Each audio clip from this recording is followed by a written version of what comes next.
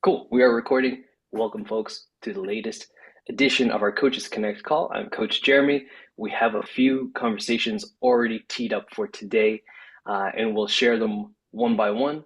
But Barry, who posted in our coaches community, our PN coaches community, had a question that she wanted to bring to the table.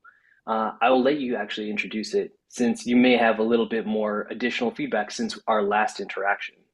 Yeah, thank you so much. And hi, everybody. This is my first coach's call, just to give you, a minute of why I'm here. I have been a fitness, nutrition, lifestyle, healthy person for most of my life, and I've fluctuated up and down, and I've run the gamut and decided that I was going to really pursue my passion to learn a little bit more through one of my physical coaches. And I had gotten sick with ulcerative gastritis last year. So it forced me kind of to look to something different. I've been in corporate America for about 30 years and was trying to make that decision. What do I do? What do I do? Started my certification process. And then come March, I was actually let go. I was with my company for about 25 years. So I found myself, I would say, a quarter of the way through my certification and now no job. And my youngest child graduating college, kind of like, oh my God, what am I supposed to do? So between the end of March and the end of April, I inhaled all of the precision nutrition information, did everything, got certified, got really excited, and then said, oh my God, now what? So as I'm trying to flounder and really find every way to make this coaching business work, I started to outward post to individuals that I could potentially coach or trying to get clients some way, shape, or form. So this past weekend, I was doing a walk, trying to utilize social media. And as I was walking, talking to whomever I was going to post this to, I thought maybe I'd post in my community and see who's watching, who knows me, who doesn't know me, who would be interested in some community event. And I said, would anybody be willing to walk? And then all of a sudden, I started getting all of these messages and posts and likes in my community page. And I would say probably, I don't know, about 98% of them. I also traveling corporate America. I was never home. So I wasn't that kind of a person. So now I'm forced to do all of this. And I like it. So my question was, in giving you all that information, as I thought, wow, it could be great to get people to a community walk, get everybody together. Now starting a health routine for people, maybe a little movement. Who is Barry? This is what I do. And I'm hoping that I now start to create a community event, an environment where maybe I can then get myself into a speaking engagement in any of the local institutions or one-on-one training with anybody locally. So now that I'm here and now that I've got people looking to do something, I'm looking to go the movement portion of this, not the nutrition part of it, but the movement part of it in terms of how do you coach and how do you corral people in a community like that? Do you all just meet and walk? Do you educate at all at the beginning? What are some things that maybe coaches have done that have corralled a community and keep people coming back for more, that maybe I even get to, weekend or weekly boot camps in the summer to educate and work with people where I can charge, 20, $30 or whatever they may be for quick practice here locally too. So I know that's a lot of information, but I wanted you all to know I'm super excited and I don't know what the hell I'm doing. So if I could get help, I'm just throwing it out there. Any ideas, I'd welcome it. That's my Cool. story. It is a good story. Thank you for sharing it. So, just to kind of summarize a little bit, you're at the beginning of your coaching journey. You have a community that you belong to. Uh, in terms of kind of integration to that community, you're a little bit of a newer presence, but you've done enough so far that that people are responding to your initial attempt to reach out and create some of that community, or to Right. foster a little bit more connection with that community. And essentially, it sounds like the first attempt that you have here, or the first idea you've come up with, is, hey, let's get a movement focused event going, and we're going to go for a walk. And that is your attempt to kind of foster connection. One thing I would ask here, and we'll get into the details in terms of kind of how you set this up for success. I have some ideas here, but I'm curious to open this up to the community as well. Before we do so, one of the things I would ask is, if this goes well, and a series of these go well, what is the goal that you have? What is the thing that you want to be able to do? And what is this the catalyst for? Is that clear in Yeah, terms of a loaded question? question with loaded A little bit. answer, right? Mhm. So initially, I'm looking to it will be my company. I'm gonna launch a company that does this, and I've got a lot of folks on that are willing to partner with me. Where if they want to go a step deeper, I can refer out for nutrition. I can refer out for yoga, personal training, electric muscle stimulation, physical therapy, and chiropractics.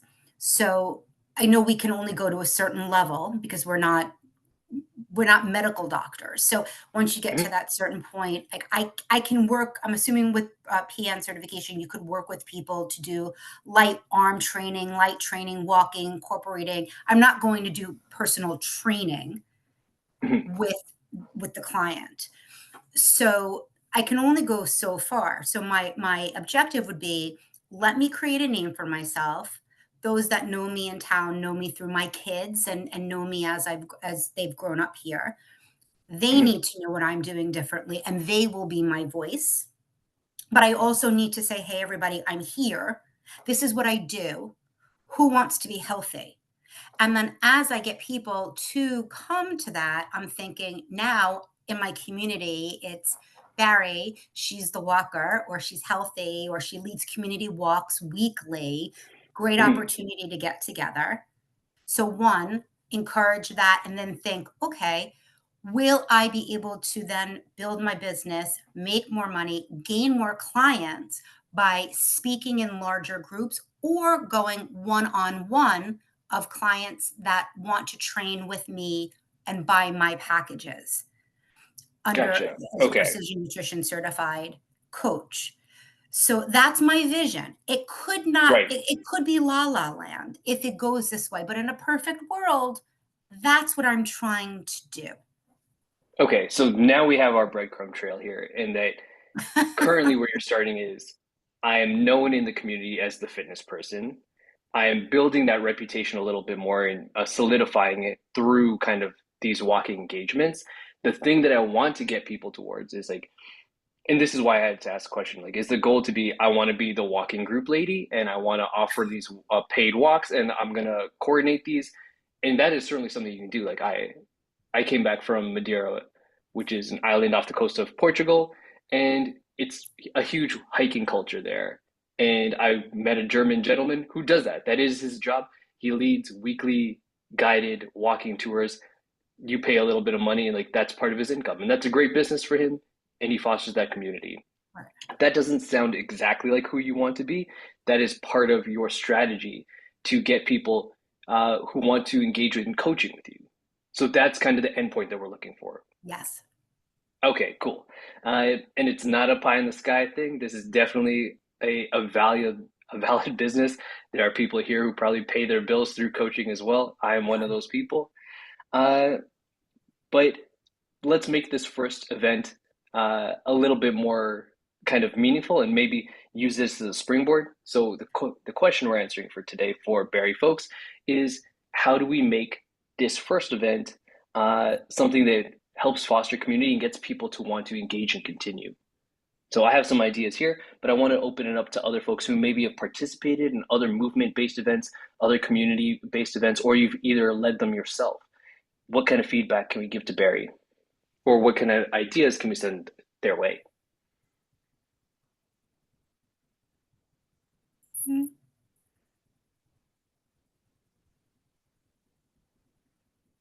crickets. It may So not be something anyone's done before. I know it's kind of uh, unusual and a little different than the actual coaching. if I can add to the discussion, Sure, please. so I'm part of Spartan race or Spartan. So Spartan, yes. this is kind of they use communities like training groups across country and so on. So they're very local, and they leverage these communities for people to get together, to train together, and so on. And then they usually race together. So uh, they get some discounts or whatever for the race entries, but their business is not running these communities. These are people who are kind of ambassadors or official trainers for these groups. And, the Spartan does the events, right? So that's kind of maybe thing you might think about, but my big picture view is that communities are really important for building businesses. I mean, we want to build trust with people, and the best way, I believe, is in person, right? And then you have the trust. It's much quicker than doing that online. You can talk about any other things, you don't need to specifically talk about nutrition or whatever. So what I'm thinking, or what I've been thinking as I was listening to you, is that, and you might do something completely different, right? Just build community somehow that is related to your kind of what you want to do. Maybe it is nutrition coaching or whatever, and leverage this as a community, as a kind of your group. Another example is for Facebook has an AI tool, right? So you may know it, Meta AI, and they give it away for free. It's open source. While there are AI tools that are paid. Their tool, they are not selling the AI. It's their like way how to get people. It's like a side gig, or I'm not sure how it is called, but yeah, it's like a It's supporting their thing freebie. for the market. Yeah. Yeah, kind of that thing, exactly. It's not their main business, but this is how Lead they. magnet, I believe, is the term that the industry uses. Lead magnet. I like that. Daniel, did you have anything else to add there? Sorry, I cut in to offer No. some not so That's useful like the thing. terminology. Last thing that I wanted to say is just that uh, be mindful about what it is that you want to build, right? So if your business is, for example, nutrition, what you are doing, it should be related to that, right? It should not be like a car service. Right. Thank you. That is some fantastic feedback there, and we'll dissect that in a second. But Joshua, you had your hand up. Anything you wanted to add?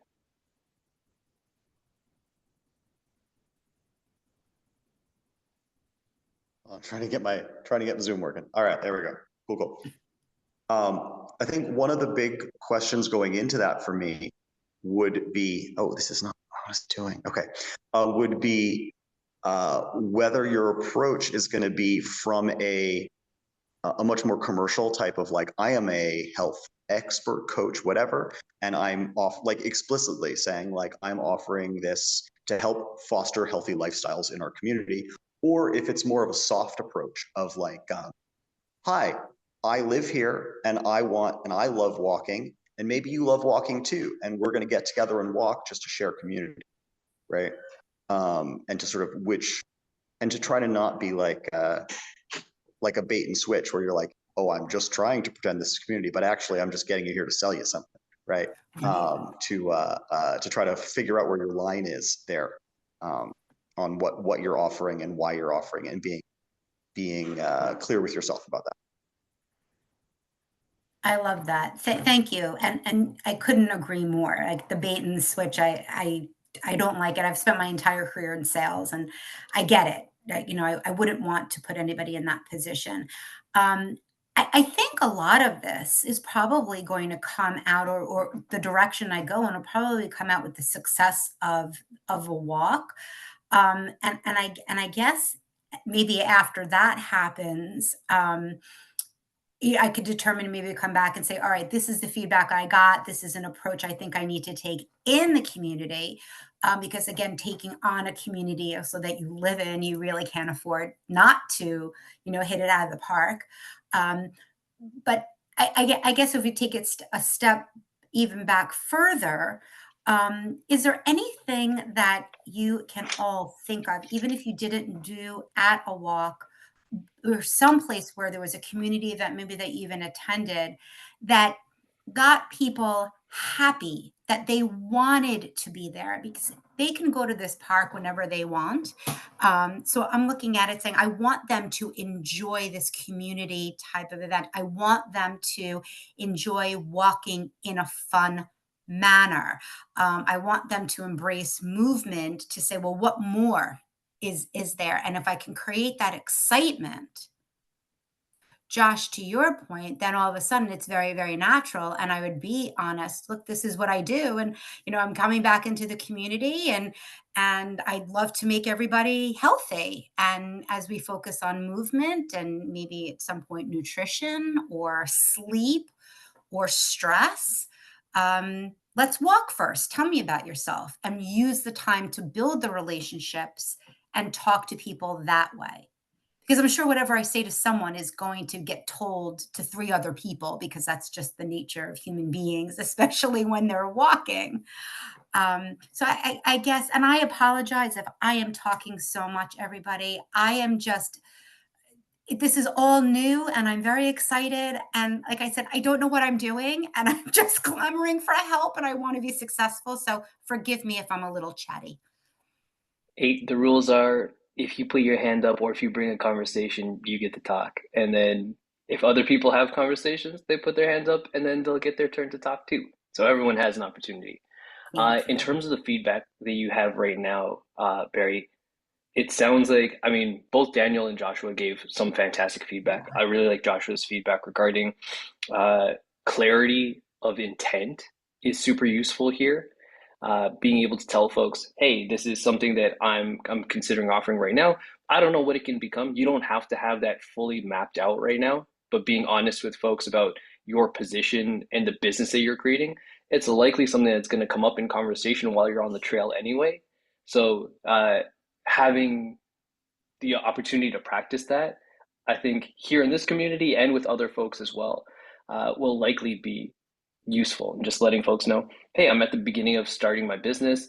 I love movement. This is something I'm very passionate about. I thought this would be a great way to kind of meet some of the people in the community, understand their needs a little bit more, and help me with my business development. As well as everyone gets some sun, and there's some other things that we can work on. Daniel is very much correct in saying that people buy from those we trust. If anyone here has ever seen me in this call or in any of the other calls that we run, part of selling to people is getting them to know and like you. So that is certainly something that you get to highlight by being someone who is already giving something. And as Daniel mentioned, kind of creating a lead magnet. If your service that you offer is like, hey, I scout out the trails, I set the schedule, I do the communication, like that is an incredibly valuable service that you're already offering. People are likely to then, if they need help with some of the other things that you offer, you'll likely be at the top of their list of people to reach out to, because they're already used to engaging with you in a semi-professional way. The next step would be to kind of solidify that relationship a little bit more. I said I had some ideas for you in terms of how you can make this a success. And I had some experience kind of being a participant a little bit recently as well. So the group leader did a really great job of communicating kind of some very basic information, like, hey, here's the start time, here's the route that we're taking, here's how demanding it's going to be, and giving us all that information ahead of time. those were all things that they did as kind of unpaid work, but it makes the event run a lot more smoothly. They also gave us like, here's contact info, and they also organized carpooling for people because we had to kind of drive across the island to get there. And it's like a really transient space. People come and go all the time. But all of those things gave me more trust in this person. Uh, Additionally, one of the things they asked us to do is, hey, some of you have been here for a long time, some of you are brand new today. I would encourage you to try and walk next to someone different at each station. So we had like a few kind of rest stops where we would drink some water, and then he'd show us like a point of significance or anything like that. He would just encourage you, hey, make friends with someone that you haven't spoken to already, or talk to someone that you don't already know. So the goal here is to foster more connection within these events, and then it makes it much more appealing for people to bring other people later on as well. And I think he'd been doing it for like a year or two, and it had really, like, we had a huge group. Like there was like 30 or 40 people on this trail, all from the same group. So you got to meet a whole bunch of different people, which is really great. Uh, the other thing, if you want to add a little bit more structure to this, uh, initially people are going to be really easy to meet and mingle. It'll be like going to any kind of other mixer. But if you want to inject a little bit of your coaching ethos into this, you can share some conversational topics similar to what I do in these calls. Whereas like I can wait for people to kind of ask questions and hope that someone comes with a topic worth discussing, or we can plant those seeds a little bit. So let people know, hey, the theme for this week is tell me what you wanted to be when you were in kindergarten. And that's our topic of discussion. And these are just fun little ways that we can kind of guide the discussion a little bit. It's also kind of what you do as a coach in a coaching setting, where initially you're guiding the discussion a little bit until your client gets their feet under them and they start to take the wheel a little bit more. So that's one thing you can do. Additionally, if you want to have more, as you mentioned, some tie-ins for kind of referral network, you can have walks that end at specific places. Like, hey, this week we're walking to Marianne's tea house, and we're going to be there. And then there's a little bit of a social. So if you want to come after, you're more than welcome to kind of sit with us, and we'll go to a different business every week. And then from there, you can even go further to full business mode and start to bring in other professionals and say, hey, instead of this week doing a walk, we're going to do a little bit of something different. And we're going to meet at our normal trailhead, but we're going to do a foraging tour with this person, or we're going to go to the local farmers market and we'll end up there, or we're going to bring in another professional and they're going to tell us a little bit more about what they do.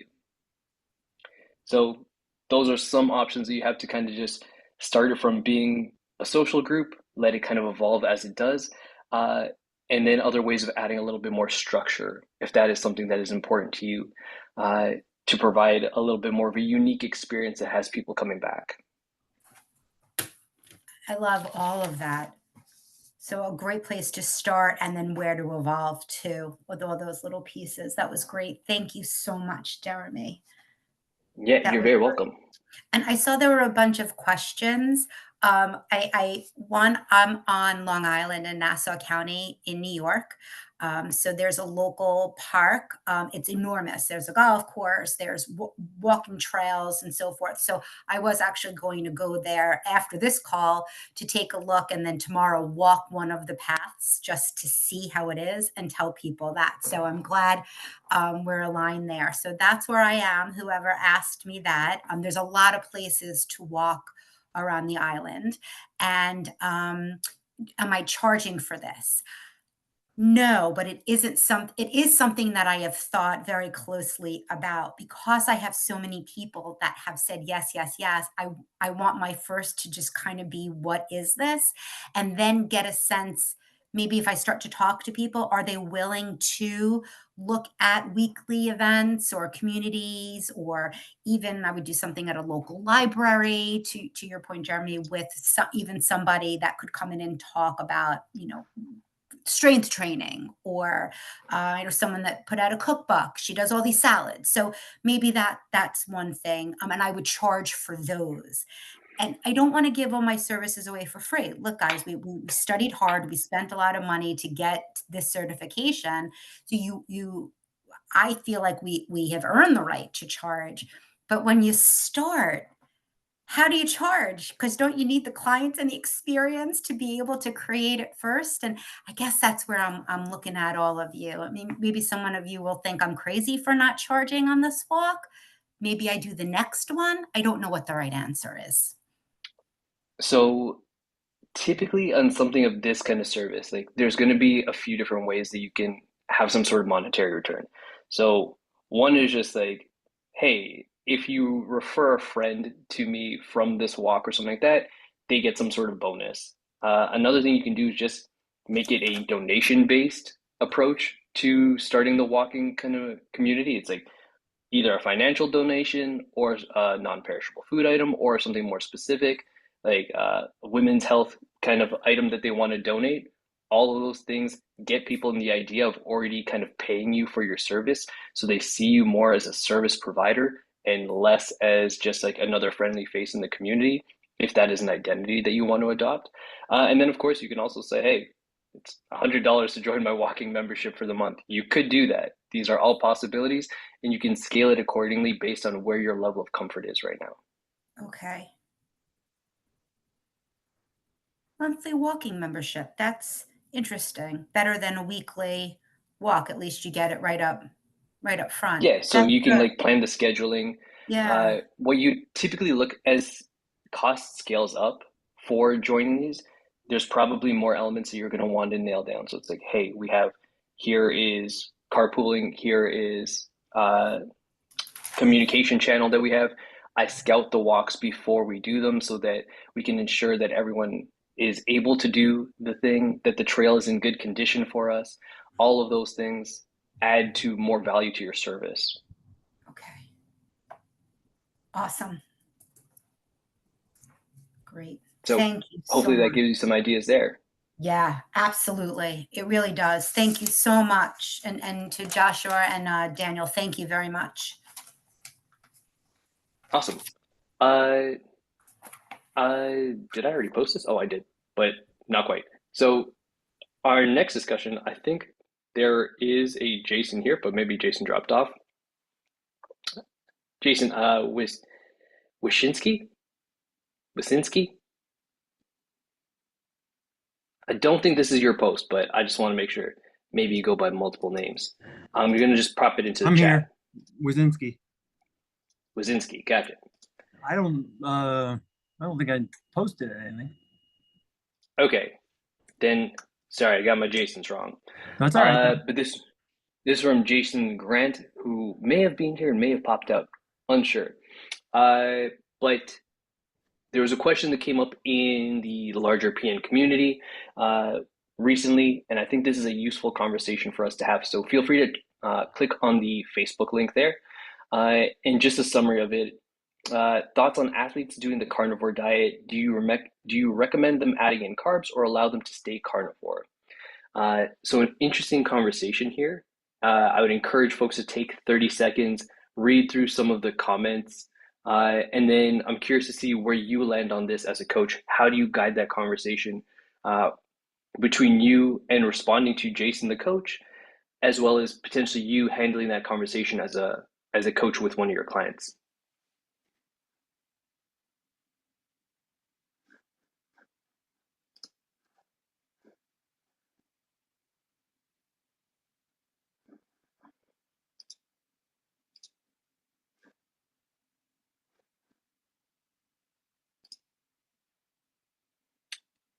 Apologies if it pops up as suspicious link when you go to click on it. I assure you, I harvest only the finest PN coaches community conversations. Nothing fishy on this one.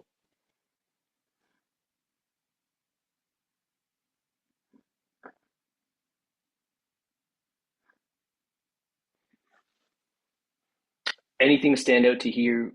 Anything stand out to you here, coaches? Any elements of this conversation that you want to tackle?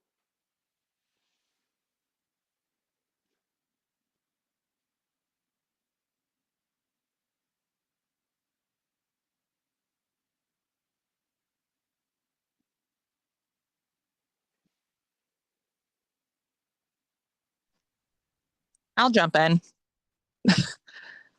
This is Colby, Devana. what do you got? So instead of getting into like the nuts and bolts of like any particular diet, I thought that a lot of people in the comments made some good points about really when it comes to any particular, I guess, way of eating, we don't choose that for our clients. And then I also thought it was interesting. Someone asked why the client was interested, because there is so much exposure to different ways of eating and approaches. And it might be that your client doesn't even really understand what they're getting into. And so with some strategically asked questions, we might be able to help them get where they're going with or without, the approach they're looking at. But it really just might be a place to have some more conversation. But then ultimately, that choice is going to be up to them. And then, does our own makeup and belief system allow us to support them working with that, or what we're comfortable with? Maybe it's an opportunity to refer out. It just kind of depends on the situation. Yep. Fantastic. In terms of guiding this conversation, so I'm kind of with you. Reading the initial comment from Jason, the idea of allowing my client to do something, that was the first thing that kind of gets my ears up, and I was like, as coaches, we typically don't need to give permission, or our clients do not require permission from us to explore a specific dietary approach.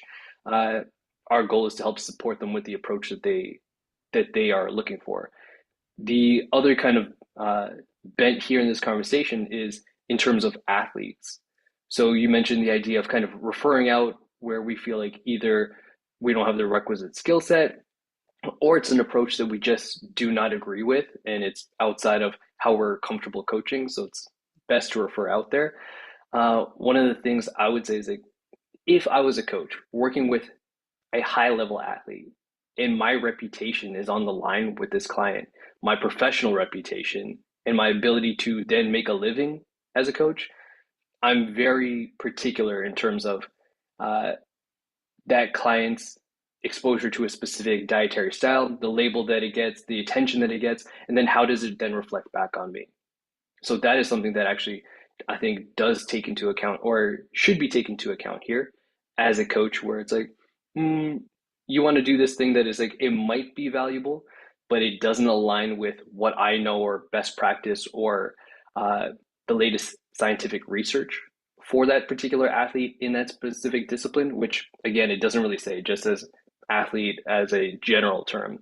That is a place where you might want to raise some red flags and some concerns, because you need to protect yourself as well here as a professional who supplies your services to multiple different athletes.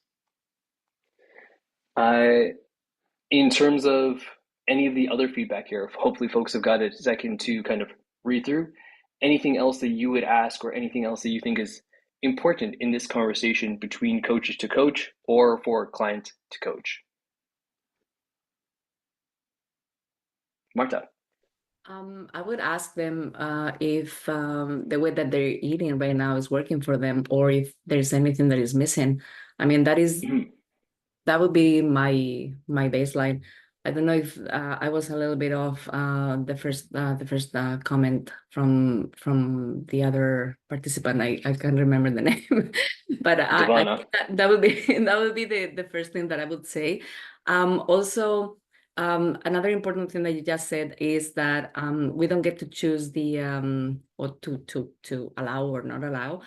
Also, because that is a huge responsibility on our shoulders, and we don't want that, because if whatever whatever choices they make, they don't work, or they backfire, whatever is going to be on your shoulders, and you shouldn't be doing that anyway as a coach.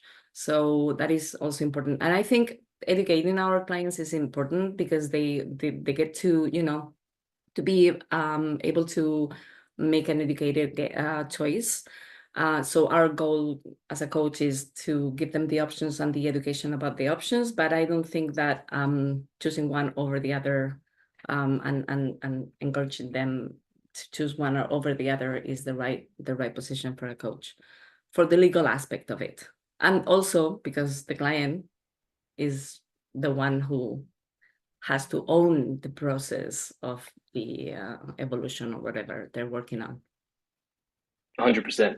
Excellent response, as usual. And yeah, a lot of it specifically focused on the carnivore diet, or replace carnivore diet with any type of extreme dietary change, understanding what is the genesis of this conversation, what do they want from it, why, assuming that they have kind of like a more balanced dietary approach initially, why are they looking to make a very extreme change, or what is likely to be quite an extreme dietary and lifestyle change here? Exploring that conversation a little bit more, understanding, can we get most of those benefits with a less extreme approach?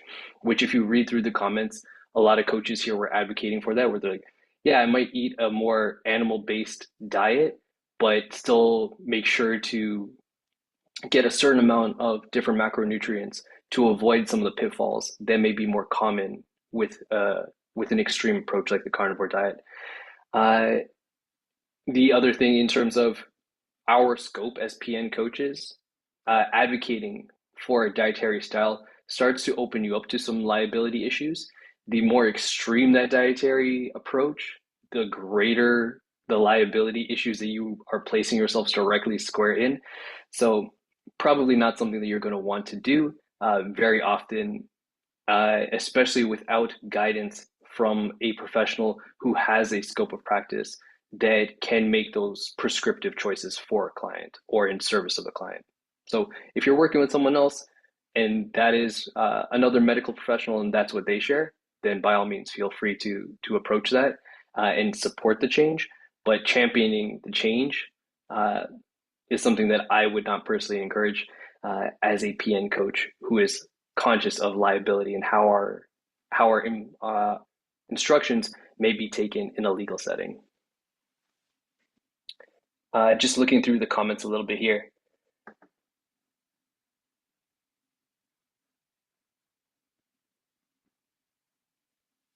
Yeah, so Joshua, I think we're kind of in strong agreement there reading through your comments. That is a big swing for a coach to try and put their name behind. Personally, wouldn't be my strategy, but if you have a wider scope of practice, that may be something that you feel very passionate about, but be ready to back it up. Any thoughts from any coaches here before we move on to our next conversation?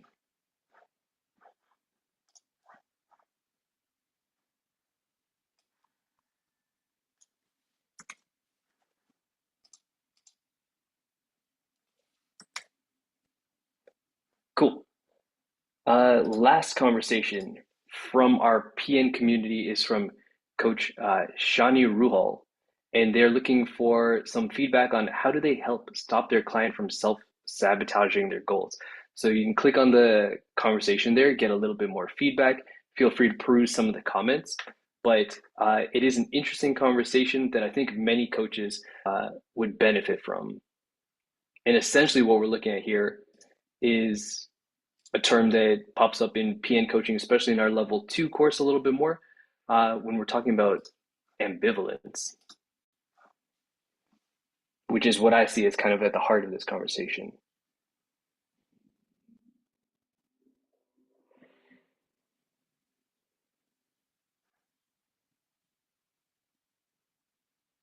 And just share a little information in terms of how do I either both define and kind of notice ambivalence. Think of it as the idea of wanting or pursuing a specific goal, but then you have behaviors that seemingly pop up that are antithetical to that goal. They're the opposite of that goal. They do not serve you getting closer to that goal. So wanting a thing, but then not really working towards it. How do we notice it and how do we deal with it?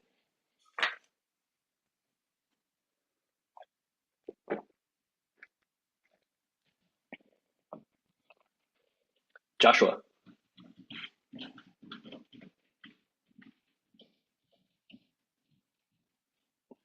Oh, that's sun is really weird here. There we go. Yeah, I think one of the things that came up in the comments was the like, what do you mean by going off the rails, right? Someone said something like, do they mean like a glass of wine and half a donut, or do they mean like, face first and an apple pie, right? Like, so getting some sense of what, for me, I would want to bring some kind of like just portion size awareness to like, so when you said you ate like a pig all weekend, like what are we actually talking about? And then also then like looking at the emotions and the social situation, like what is going on with you eating like this over the weekends? Is it that you're like craving this food and you're feeling restricted, or is it like I'm with my family and I want to eat like a normal person, like the rest of my family is eating, like, so can you, like, that's those two situations are going to be totally different approaches to me. Like if you're just looking to like feel like a normal person eating with your family, then maybe we're going to look at portion control. Maybe we're going to look at like which of the options available are we going to go for, right? Versus like this is filling an emotional need for me that like I feel like I need more food. Excellent. Those are definitely areas that we can certainly broach with the client a little bit more to define some of those terms, get greater understanding before we go into solutioning mode. So avoiding that writing reflex before we give a whole bunch of recommendations or change the plan entirely, looking to understand a little bit more and get curious and say, okay, where do you feel like there's room for improvement? It sounds like you're aiming towards weekends as a place where the current structure is not serving you super well. Let's understand why that is, and then understand maybe what is the genesis? What's the seed for that thing that encourages you to act differently than the rest of the week? There's obvious things that we know from a structural standpoint for most folks. Weekends tend to be more unstructured time, less work, potentially more time with family and friends, more time out of the house. How are we working in those scenarios, and do we have strategies to help improve awareness around those events so that we can get some different outcomes? There's also a conversation in there regarding frustration about not losing weight, while also trying to understand kind of some of the underpinnings of what is preventing current body recomposition or body transformation for this client. Any conversations or comments there that struck a chord with folks where they would say, hey, that's something that I would want to ask as well, or something that they would add into this conversation?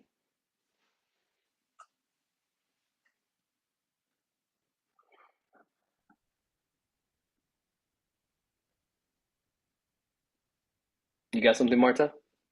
I was thinking, yeah, but and then I lost my thought. But I think that instead of trying to give suggestions, or I don't know, like the writing reflex that you said about at the beginning, sometimes we fall into that because as coaches, I have a client like this, and sometimes I feel like trapped a little bit in that dynamic where during the hour that we're together, I'm trying to ask her questions to have her to find the answers to that. So to find her own path, but then she avoids the replies are not very concrete, and then I try again and I try again, and then at the end of the call I'm like, oh my god, I just need this person to do something. So then I will give her something to do. You know what I mean? It's just I try, but then maybe my questions aren't there as they don't work as they should. Or maybe, I don't know, she's very stubborn that day and she's very fixated with the results, or she's very bummed about her not losing weight, or not improving in their deadlifts or back squats or whatever, even though I have proof, but they don't see that proof. Okay, so anyway, at some point I give some ideas, but those ideas that I give her, usually they don't work. The ideas that she comes up with, they do work better. And that is important. Maybe it's the silliest thing ever, but maybe she comes up with having a glass of water every time that she gets up from the desk. And that is not going to move the number on the scale, but at least she's got that and she has control over that. And that is something that builds also self-efficacy, because she's going to be able to do it. And the next time that we meet, maybe I will remember that she's been practicing that and she's been successful with that. So why not try and find some other strategy? But it's not easy. It's not easy. There's not I don't know. There's not a short way to, to have the people sometimes to move. Yeah, and I mean, I think if you read kind of this person's post, and you see enough of these posts in coaching communities over time, understanding that the heart of it is kind of like the client's frustration and then how it seeps into the coaching approach. And maybe it encourages us to share some strategies that are maybe a little bit more advanced, or kind of reduce some of the conversational behavioral side of coaching and get more to strategy and get really specific and get into places where we're like, I think this will yield, if they were able to do the thing, this will yield a more appreciable result faster. And then ultimately that will solve their frustration. And then I will be good coach and I will be compensated as good coach, or I'll get another client, or all the good outcomes are on the other side of solving for their frustration. And the easiest pathway there, as you kind of mentioned, it's like, I really want my client to do the thing or to say the thing. So if I just tell them what to do or say, then this solves everything. But then, as you also wisely point out, uh, the kind of heart of this problem is getting the client to understand and solve for their own solutions. So if they're frustrated because they're not losing weight, this coach here, Shawnee, correctly goes to getting to understand and have better expectations. So expectation management, surprise, surprise, again, is a key point of this conversation that they need to have with their client. Hey, if you're frustrated that things are not happening, it's best for us to understand what are the things that are currently preventing that action from happening. What is this logjam that we're facing? So as opposed to me giving you like 10 different strategies that you can employ, it's best to understand the problem and get really keen insight on when does this thing occur? What are some of the patterns around this? These are actually the more useful conversations that we could be having, as opposed to stop eating bread or avoid dessert, or things that are a little bit more clear cut, would likely get to that end result quicker, but they don't actually take into account any of the context or nuance of the problem that the client is facing.